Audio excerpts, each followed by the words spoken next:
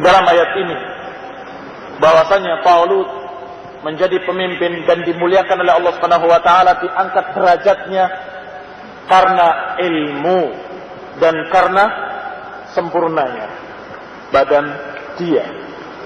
Wallahu yu'ti mulkahu man yasha, dan Allah memilih penguasa sesuai, atau memilih seorang menjadi penguasa sesuai dengan kehendaknya. Wallahu wasi'un alim, dan Allah maha luas dan maha mengetahui. Dalam surat Al-Baqarah ayat 247. Demikian pula kisah lain yang menunjukkan diangkatnya derajat seorang karena ilmu adalah di dalam Sahih Muslim dari Amir ibn Wasilah bahwasanya Nafi' ibn Abdul Harith bertemu dengan Umar bin Khattab Amirul Mukminin di daerah yang bernama Ostan. Dan Umar waktu itu menjadikan Nafi' ibn Abdul Harith sebagai gubernur Makkah. Kemudian bertemu.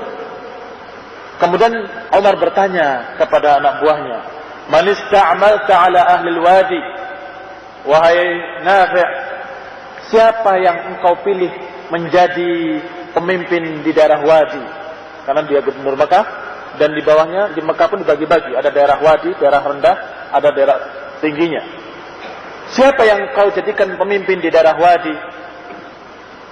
Berkata Nafi' ibn Abdul Harith, Ibnu Abza. Saya pilih untuk menjadi pemimpin di sana Ibnu Abza. Siapa Ibnu Abza? Kata Umar bin Khattab. Ibnu Abza maula min mawalina. Ibnu Abza adalah seorang bekas budak-budak kami. Seorang bekas budak. Maula itu adalah yang bekas budak kemudian dimerdekakan. Itu namanya maula. Dia adalah maula dari maula-maula kami. Kaget Umar bin Khattab dan mengatakan, "Fastakhlafta alaihim maula?" Kamu pilihkan untuk mereka pemimpin dari kalangan maula, dari kalangan bekas budak? Dijawab oleh Nafi' ibn Abdul Harith, iya, karena dia baik dalam membaca Al-Quran, dan dia mengerti ilmu waris, dan dia mengerti ilmu-ilmu atau hukum-hukum waris. Maka Umar pun ridha dan mengatakan, inna nabiyakum, sesungguhnya nabi kalian sallallahu alaihi wa ala alihi wasallam bersabda, innallaha yarfa'u bihadzal kitabi aqwaman wa yadha'u bihi akharin. Ketahuilah, kata Umar, sesungguhnya Rasulullah SAW bersabda, sesungguhnya Allah mengangkat dengan Al-Quran ini beberapa kaum, dan Allah menjatuhkan yang lain. Yang dengan Al-Quran ini ada orang yang menjadi mulia, dan ada yang menjadi justru jatuh. Siapa yang menjadi mulia? Yang menjadi mulia adalah yang membaca Al-Quran, memahaminya dan mengamalkannya. Dia jadi mulia. Dan barang siapa yang menentang Al-Quran, maka dia akan jatuh. Maka inilah yang dikatakan, dengan Al-Quran ini sebagian kaum diangkat oleh Allah, dan sebagian kaum lain dijatuhkan oleh Allah Subhanahu wa taala. Ikhwani fillah, a'azakumullah. Ini kemuliaan-kemuliaan yang Allah berikan dengan ilmu kepada orang-orang yang berilmu. Oleh karena itu, Allah Subhanahu wa taala mengkhabarkan bahwasanya Allah mengangkat derajat para rabbaniyin hatta ja'alahum hukaman 'alaihim, hingga Allah jadikan mereka sebagai hakim-hakim, sebagai pemimpin-pemimpin yang memutuskan keputusan-keputusan di kalangan Bani Israel. Allah Subhanahu wa taala berfirman, "Inna anzalna at-taurata fiha hudan wa nur, yahkumu biha an-nabiyyuna alladhina aslamu lilladhina hadu, wal-rabbaniyuna wal-ahbaru bima istuhfizu min kitabillahi wa kanu 'alaihi syuhada." Sesungguhnya kami menurunkan Taurat, kata Allah.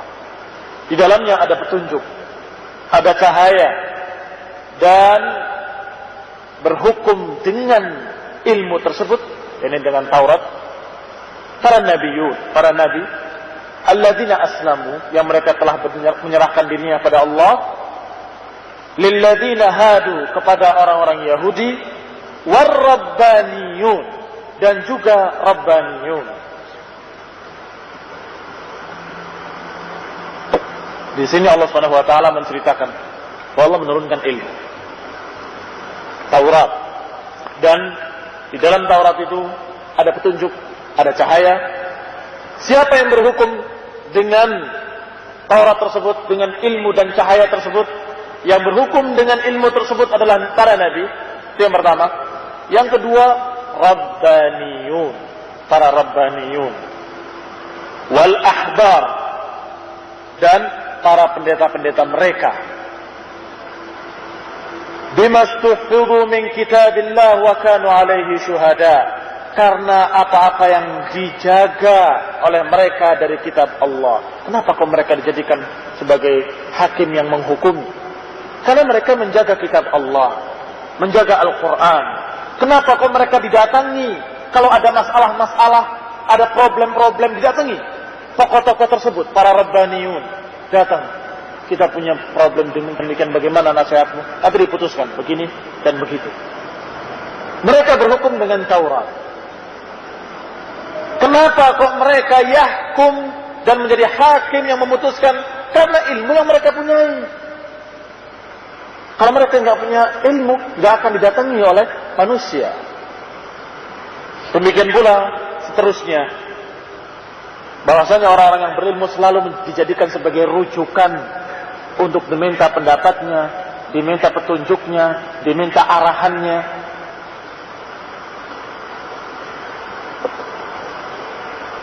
Lihat sekarang bagaimana sifat dan keadaan Rabbaniyun itu.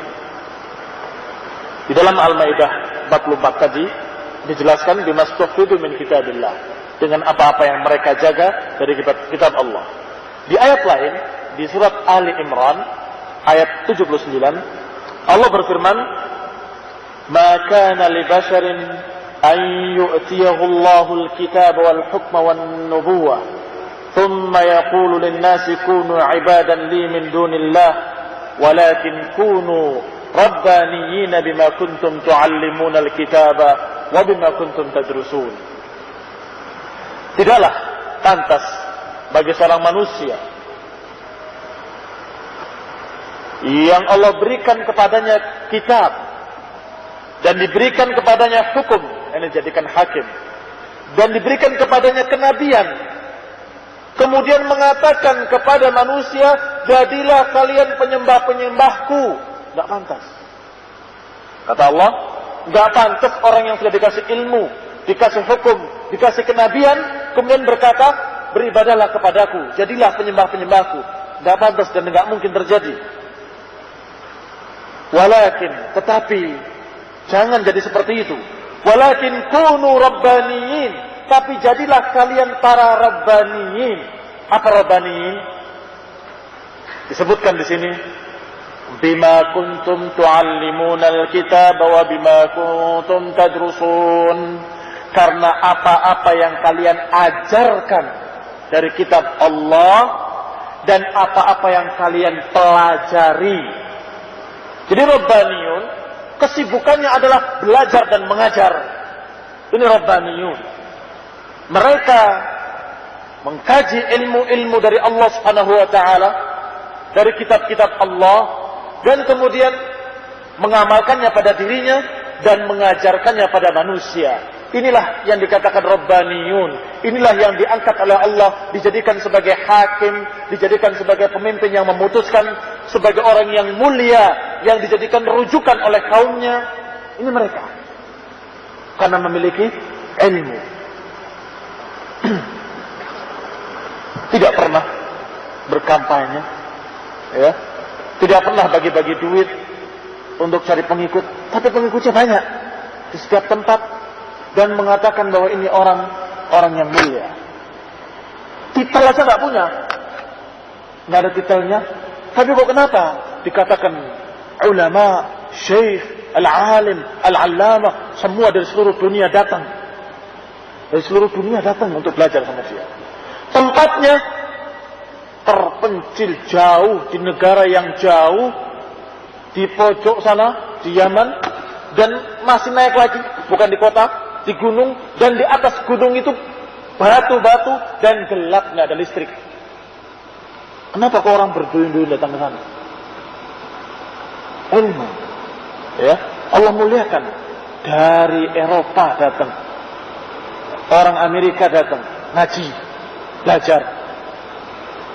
Dan yang bertanya juga begitu.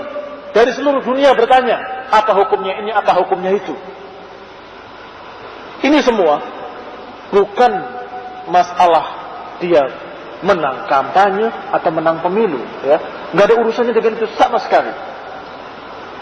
Allah sendiri yang mengangkat derajat orang-orang tersebut dengan ilmu yang ada padanya, dengan ilmu yang dipelajari, sehingga Allah katakan bima kuntum tu'allimunal kitaba wa bima kuntum tadrusun.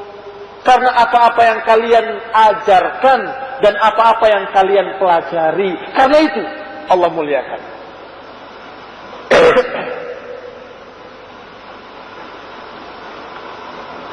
Demikian pula Allah angkat nabinya, wa rafa'na laka dzikrak, dan kami angkat sebutanmu. Itu pun dengan ilmu, ya. Ilmu Allah yang didakwahkan oleh beliau, risalah yang disampaikan oleh beliau menjadi mulia, manusia yang termulia sepanjang zaman, dan tidak berhenti dengan kematian beliau, terus sampai hari kiamat. Di bawah beliau para sahabat yang masih disebut-sebut sampai hari ini. Di bawah beliau para ulama yang kalian sering menyebutnya, Imam Bukhari, Imam Muslim, fulan Syekhul Islam Ibnu Taimiyah, Imam Ahmad, Imam Syafi'i. Sampai hari ini masih disebut-sebut, masih dimuliakan. Subhanallah, orangnya sudah meninggal, pahalanya terus mengalir karena buku-bukunya bermanfaat dibaca oleh kaum muslimin. Ini Allah muliakan dengan ilmu. Bima kuntum tu'allimunal kitaba wa bima kuntum tadrusun. Di dalam Al-Quran ada dua ayat yang kalimatnya hampir sama, bahkan bisa dikatakan sama sepotongnya, tapi kisahnya berbeda. Yang pertama kisah tentang Nabi Ibrahim alaihissalam, dan yang kedua tentang kisah Nabi Yusuf. Tapi kalimatnya sama, yaitu narfa'u darajatin man nasha' inna rabbaka hakimun alim. Narfa'u darajatin man nasha', dan kami angkat derajat orang-orang yang kami kehendaki. Kalimat ini ada pada kisah Nabi Yusuf dan ada pada kisah Nabi Ibrahim. Pada kisah Nabi Ibrahim Allah katakan, wa tilka hujjatuna atainaha Ibrahim ala qaumih narfa'u darajatin man nasha' inna rabbaka hakimun alim. Ini kisah Nabi Ibrahim. Demikianlah hujjah kami. Kami berikan kepada Ibrahim untuk menghadapi kaumnya, dan kami angkat derajat orang-orang yang kami kehendaki, dan sesungguhnya Rabb kamu hakimun alim. Ayat yang kedua tentang Nabi Yusuf alaihissalam, di mana Nabi Yusuf tadinya di penjara, kemudian Allah ajarkan padanya takbir mimpi, sampai kemudian dia dibebaskan. Bahkan bukan berhenti sampai di situ, Allah angkat lagi derajatnya, dipilih beliau oleh rajanya untuk menjadi amin, untuk pemegang bendahara negara. Baik, karena apa?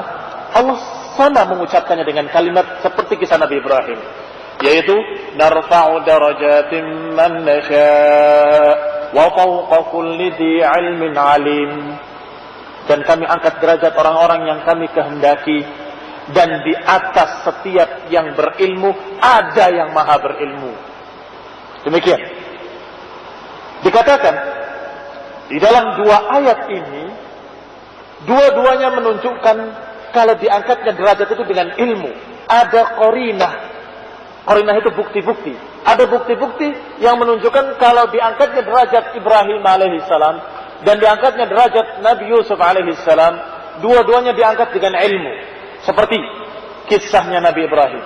Nabi Ibrahim berbantah-bantahan dengan kaumnya tentang Allah SWT. Sampai-sampai kaumnya mengatakan bahwasanya akulah Tuhan, akulah Rabb. Kata Nabi Ibrahim, Allah itu menghidupkan dan mematikan. Oh, saya juga bisa menghidupkan dan mematikan. Dipanggil dua orang, satu dibebaskan, kamu saya hidupkan. Yang satu dibunuh, saya mematikan. Saya menghidupkan satu orang dan mematikan satu orang. Saya bisa. Maka Ibrahim menjawab lagi, fa inna Allah ya'ti bisyamsi minal masyriq fa'ti biha minal maghribi fabuhita alladhi kafar. Dan sesungguhnya Allah mendatangkan matahari dari timur, maka datangkanlah matahari dari barat. Diam. Namrud diam, tidak bisa menjawab. Fabuhita alladhi kafar, maka diamlah orang kafir itu, tidak bisa menjawab. Bagaimana membalikkan matahari dari barat muncul lagi ke timur? Tidak bisa. Kalahlah. Setelah Allah ceritakan bahwa orang kafir ini kalah hujjah oleh Nabi Ibrahim, maka Allah katakan, wa tilka hujjatuna atainaha Ibrahim ala qaumih. Demikianlah kami berikan hujjah kami kepada Ibrahim untuk membantah kaumnya, dan kami angkat derajat orang-orang yang kami kehendaki, dan sesungguhnya Rabb kamu bijaksana dan maha berilmu. Disebut kalimat ilmu di akhir. Jelas maknanya diangkat derajatnya adalah dengan ilmu tadi. Ilmu tentang hujjah-hujjah, tentang dalil-dalil, ilmu tentang bagaimana berargumentasi, ya, ilmu. Demikian pula ketika Allah kisahkan tentang Nabi Yusuf alaihissalam, Allah katakan, narfa'u darajatin man nasya. Setelah dia bebas karena dia mengerti takdir mimpi, dan diangkat karena dia pandai dalam mengatur harta negara. Begini saja, 7 tahun nanti akan terjadi musim subur, dan nanti 7 tahun berikutnya akan terjadi musim kering. Maka sekarang 7 tahun ini kita simpan hanya sedikit saja yang untuk menjadikan bibit, dan kemudian nanti diatur oleh dia, dan pandai mengaturnya. Jadilah dia sebagai orang yang mulia, bendahara negara. Dan Allah katakan, wa fawqa kulli dzi 'ilmin 'alim, dan di atas setiap yang berilmu ada yang maha berilmu. Kalimat ini menunjukkan isyarat kalau diangkatnya itu dengan ilmu. Tapi ya jangan sombong. Betapa tingginya ilmumu, di atas setiap yang berilmu ada yang maha berilmu, yaitu Allah Subhanahu wa taala. Ibnu Taimiyah rahimahullahu taala berkata di dalam kitabnya Majmu' Fatawa juz ke-14, Dzakarallahu annahu yarfa' darajat man yasha' fi qissat munadharat Ibrahim wa fi qissat ihtiyal Yusuf. Allah sebutkan Allah mengangkat derajat orang-orang yang dikehendakinya dalam kisah perdebatan Nabi Ibrahim dan dalam kisah kepandaian Nabi Yusuf. Maka berkata para salafus salih, jadi yang menafsirkan bahwa diangkatnya derajat ini dengan ilmu, itu dari kalangan salafus salih dengan pendapat salaf, bahwasanya qala salaf bil ilm fa inna siyaqal ayati yadullu alaihi, karena konteks ayatnya menunjukkan yang demikian.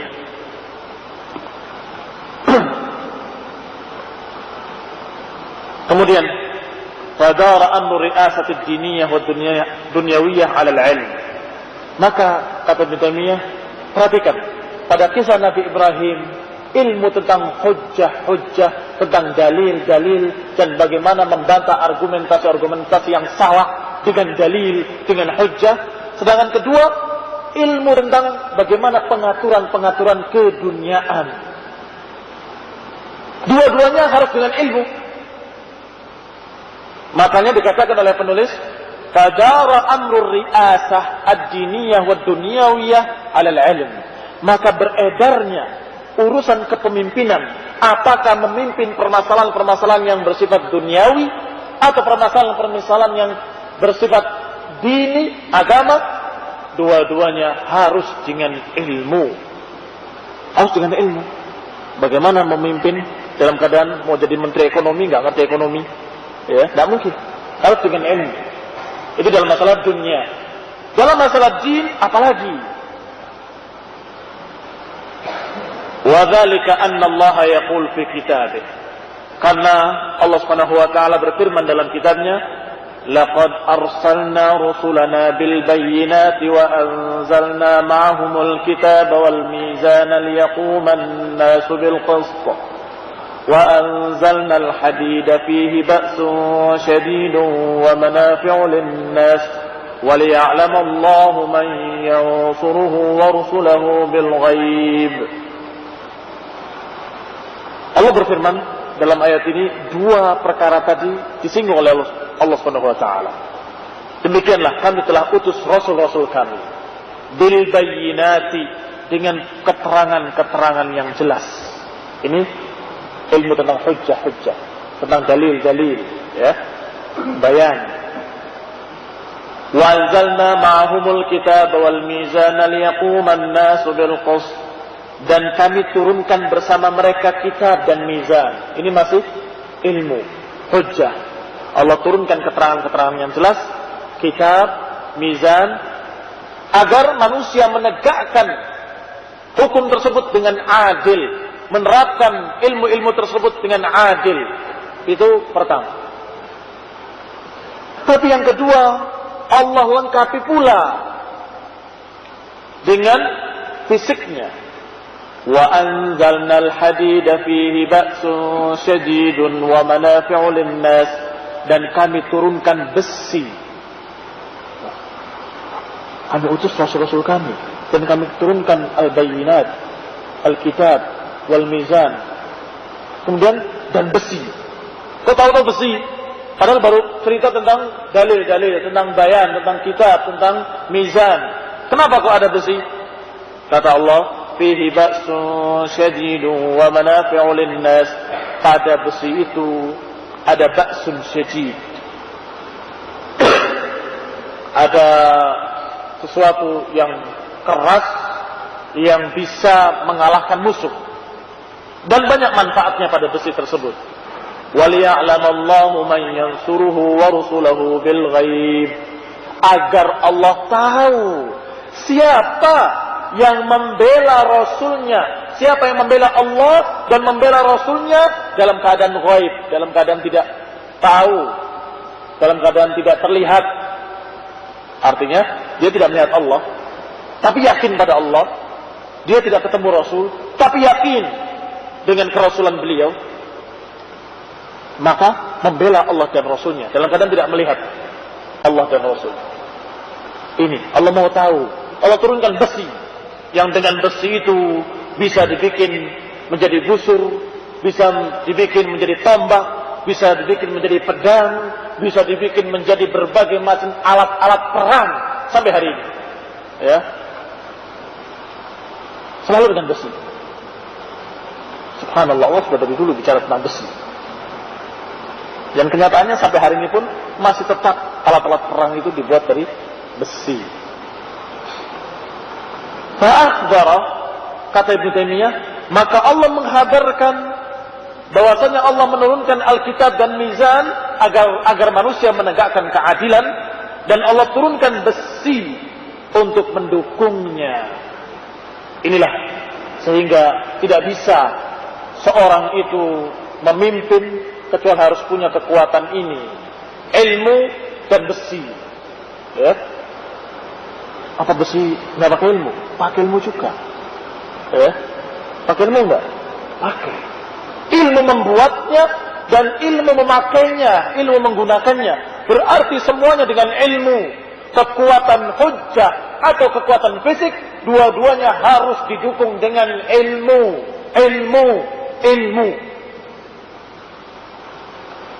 Ributnya pengen menjayakan Islam, memperjuangkan Islam, tapi nggak pernah belajar. Ini orang-orang yang hanya menggapai fata morgana. Dikira air dikejar-kejar ternyata kosong, tidak dapat apa-apa. Faqawamuddin bil kitabil hadi was sayfin nasir. Maka penegak agama ini adalah dua, kitabul hadi was sayfin nasir. Kitab yang memberi petunjuk atau yang mengajarkan petunjuk, dan sayf dan pedang yang memenangkan atau yang dipakai untuk mengalahkan musuh. Wa kafa bi rabbika hadiyan wa nasira. Dan cukuplah Allah yang memberi petunjuk dan memenangkan. Wal kitabu wal asl. Kalau ditanya mana yang inti atau mana yang lebih penting antara dua tadi, kitabul hadi dan sayfun nasir, mana yang lebih penting?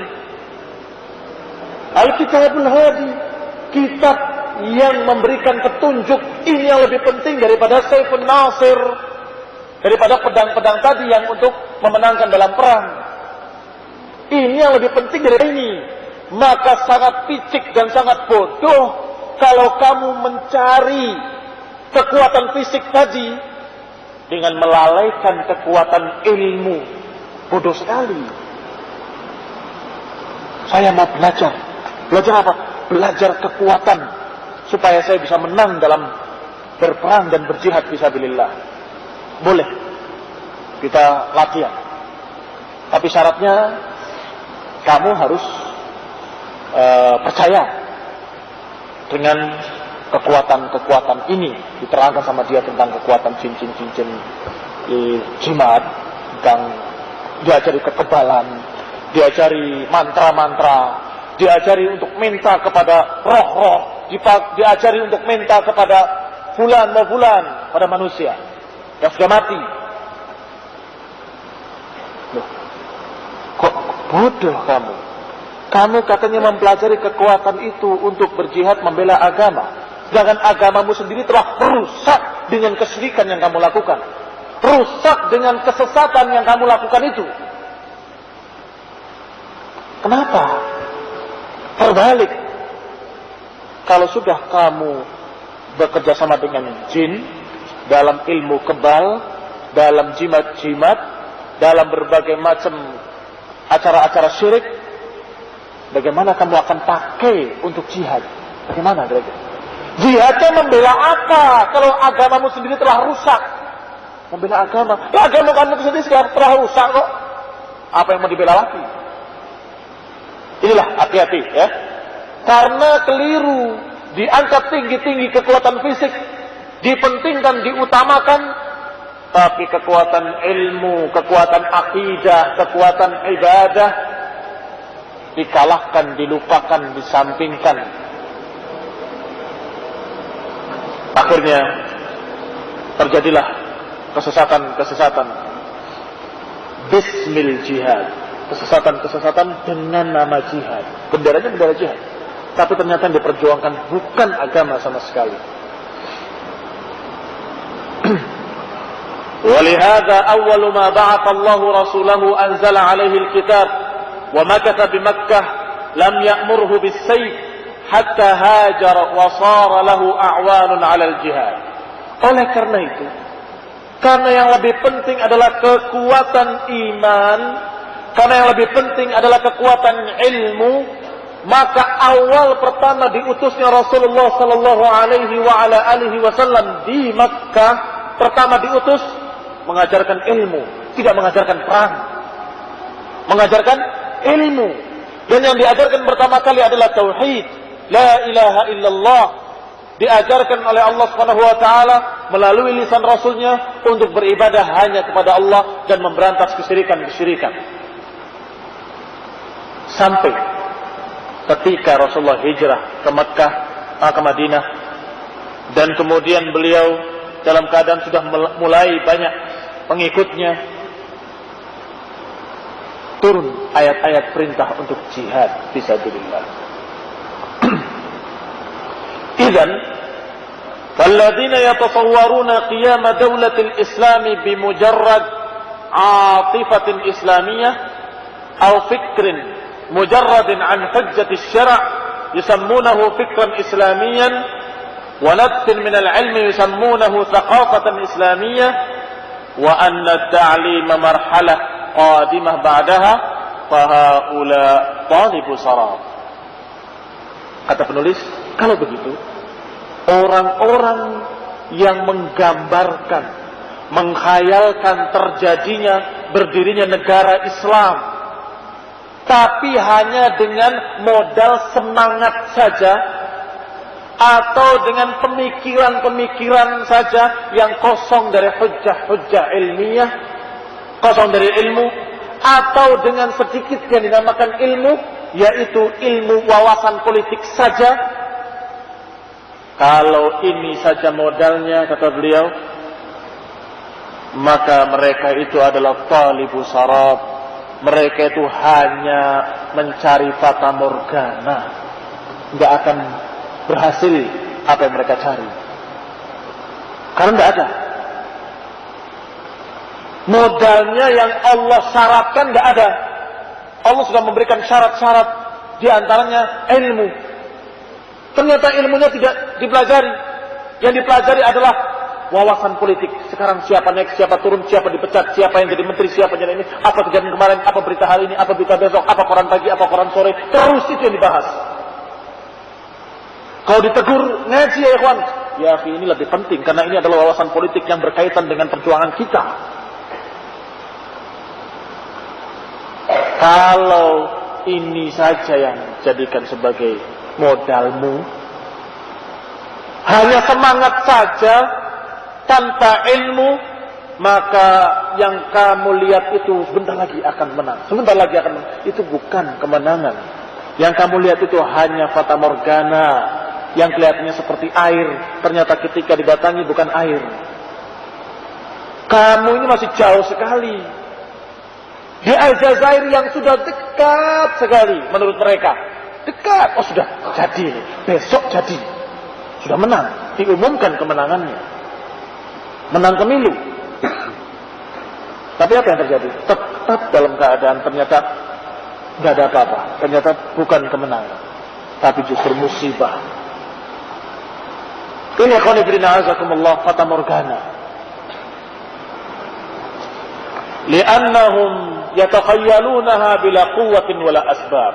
Karena mereka menghayalkannya tanpa memiliki kekuatan, tanpa memiliki sebab-sebab. Kekuatannya dua ya, jangan lupa.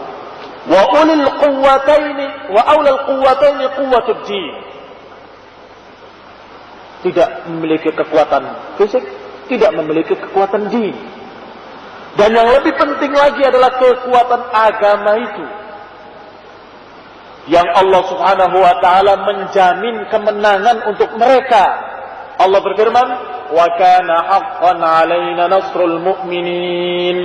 Dan sesungguhnya wajib atasku untuk memenangkan orang-orang mukmin. Allah subhanahu wa ta'ala menjamin. Dan jaminan Allah pasti benar, pasti benar. Kami, kata Allah, wajib atas kami untuk memenangkan orang-orang mukmin. Maka kalau orang-orang mukmin ini betul-betul beriman, menangan itu pasti, kemenangan itu pasti.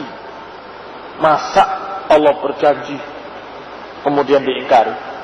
Haqqan alaina nasrul mu'minin, kata Allah. Berarti kalau terjadi kekalahan,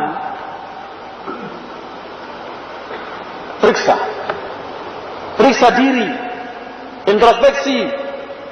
Lihat, kamu, apa saya ini kesalahannya? Kita ini kenapa kok tidak diberikan kemenangan oleh Allah? Jalannya sudah benar apa belum?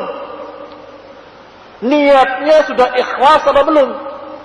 Caranya sudah sesuai dengan sunnah apa belum? Periksa. Jangan-jangan jalannya sudah benar tapi tidak ikhlas. Ternyata para pejuangnya cari dunia semua. Atau ternyata ikhlas semua, Masya Allah, tapi ternyata caranya cara bid'ah. Caranya cara yang tidak diajarkan oleh Rasulullah Sallallahu Alaihi Wasallam. Ya, ternyata ya pantas gak menang. Karena ternyata caranya cara bid'ah. Ini yang harus kita perhatikan. Bahwasanya perang itu ada bermacam-macam, ya. Di dalam kitab Zadul Ma'ad oleh Ibnu Qayyim rahimahullah disebutkan di sana di juz 3, ya, di halaman pertama masih lembaran-lembaran pertama. Beliau mengatakan walamma kana jihadu a'da'illahi fil kharij far'an 'ala jihadil 'abd nafsah. Bahwasanya ketika jihad melawan musuh-musuh Allah di alam nyata ini merupakan cabang dari jihadnya seorang hamba melawan hawa nafsunya. Sebagaimana Rasulullah SAW bersabda, al-mujahid man jahada nafsahu fi ta'atillah. Seorang mujahid adalah yang berjihad melawan hawa nafsunya untuk taat kepada Allah. Dan seorang muhajir adalah orang yang hijrah dari apa-apa yang dilarang oleh Allah. Ini diriwayatkan oleh Imam Ahmad hadis ini. Oleh karena itu, kalau jihad secara fisik melawan orang kafir itu adalah cabang dari jihad melawan hawa nafsu, maka mana dulu yang dikerjakan? Atau mana dulu yang diutamakan? Jihad melawan hawa nafsu.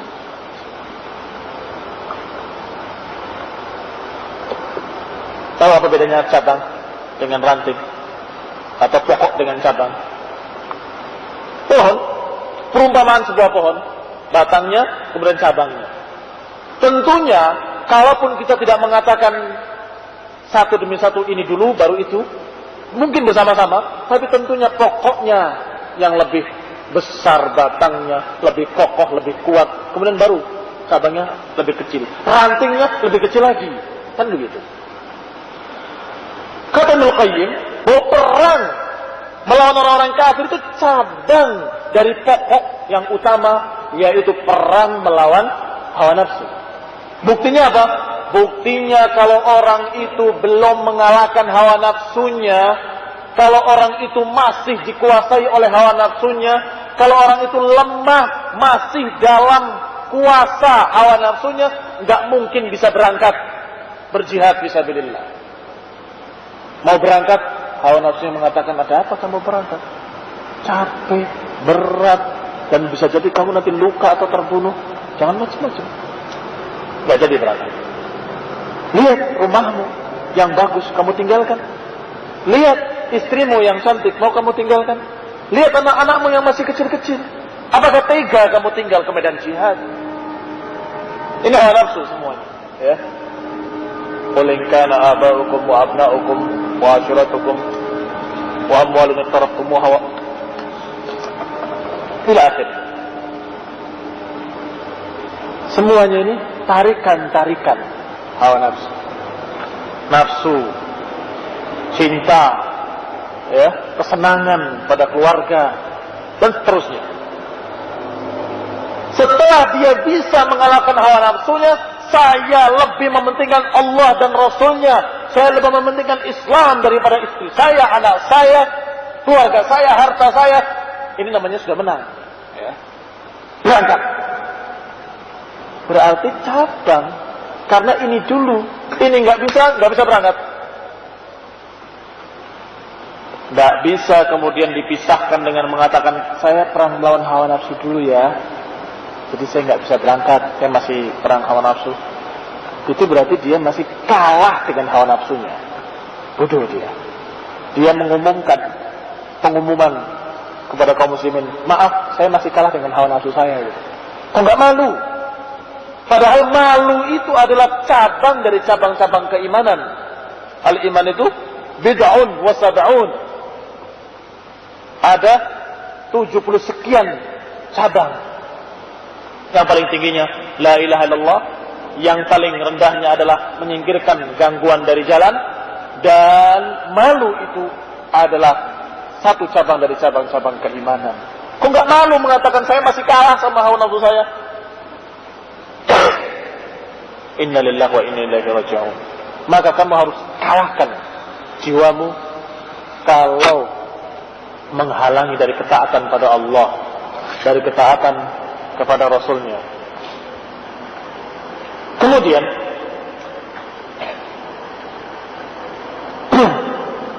fa innahu man lam yujahid nafsahu awalan litaf'al ma umirat bih wa tatruk ma nuhiyat an wa yuharibha fillahi lam yumkinhu jihadu aduwihi fil kharij. Kata Ibnu Qayyim, maka barang siapa yang belum menundukkan hawa nafsunya, belum bisa mengalahkan hawa nafsunya untuk dipaksa taat kepada apa-apa yang diperintahkan oleh Allah, dan dipaksa untuk meninggalkan apa-apa yang dilarang oleh Allah, dan belum diperangi hawa nafsu itu di jalan Allah, maka dia tidak bisa berangkat untuk berjihad secara fisik melawan orang-orang kafir. Kemudian dalam berperang melawan hawa nafsu, ternyata kamu dihadapkan pula musuh lain, musuh yang ketiga. Ketika kamu sedang melawan hawa nafsu, melawan orang-orang kafir, ternyata ada musuh yang ketiga yang membuat kamu lemah, yang membuat kamu malas untuk melawan. Percuma kamu gak akan menang, percuma kamu itu begini, kamu itu begitu. Yaitu syaitan. Ya, ini juga musuh.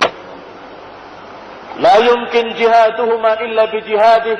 Tidak mungkin kita bisa berjihad melawan orang-orang kafir atau melawan hawa nafsu kecuali setelah kita bisa mengalahkan syaitan ini.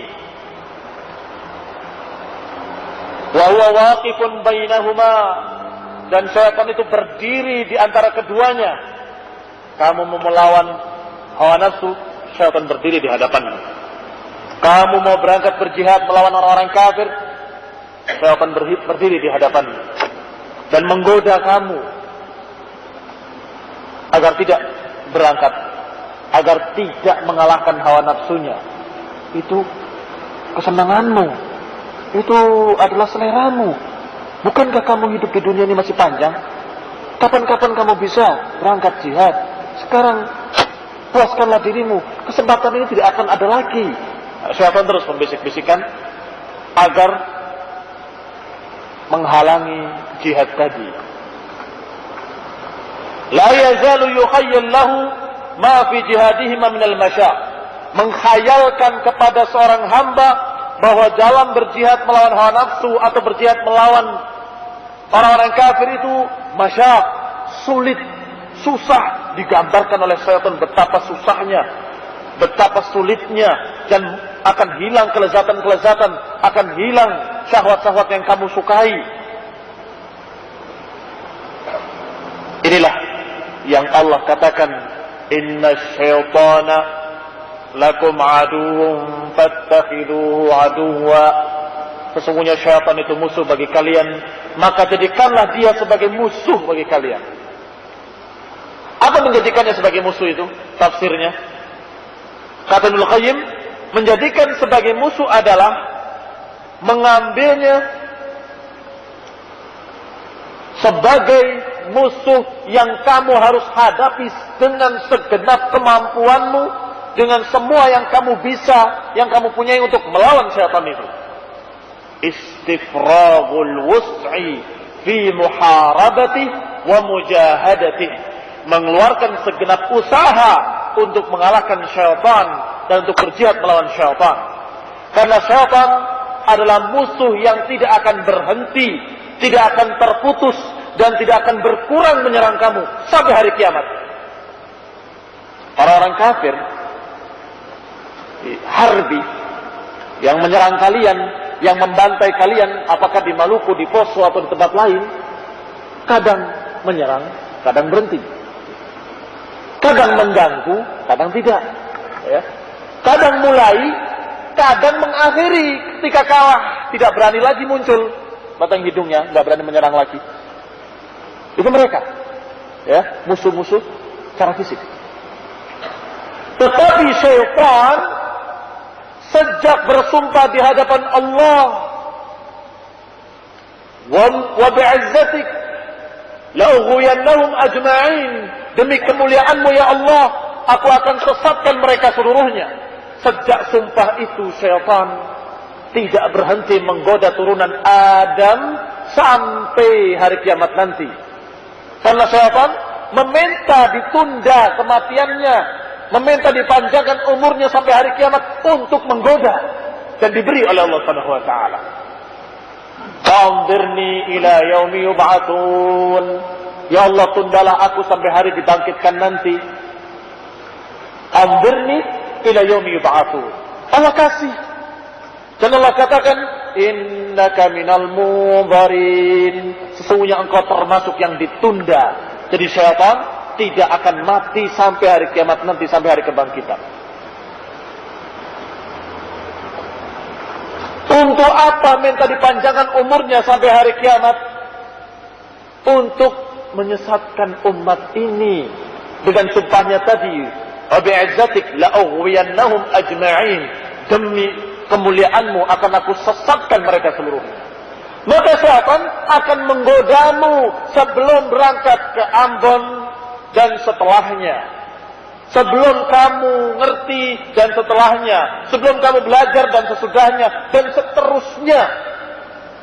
Ketika mau berangkat belajar digoda supaya jangan belajar, ketika belajar digoda supaya ngantuk, ketika selesai belajar digoda supaya lupa dari ilmu yang tadi dipelajari, dan terus nggak berhenti itu, ya, nggak berhenti sampai kamu akan mati.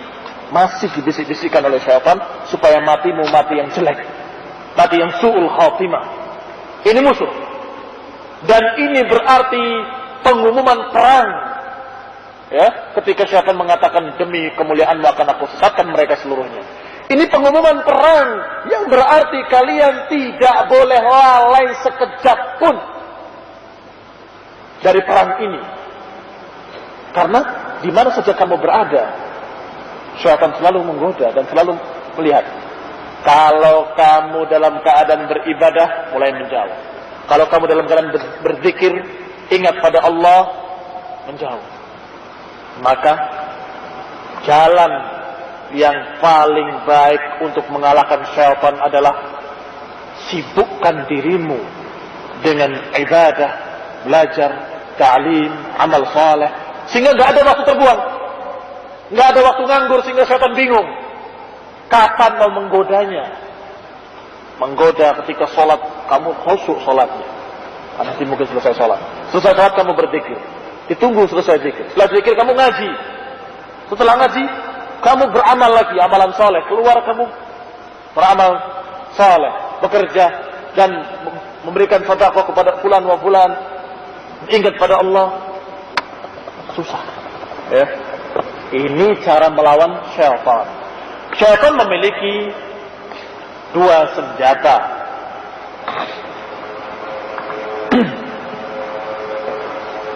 Syubhat dan syahwat.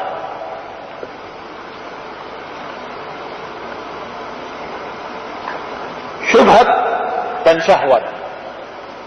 Syubhat adalah kekaburan-kekaburan atau perkara-perkara yang tidak jelas.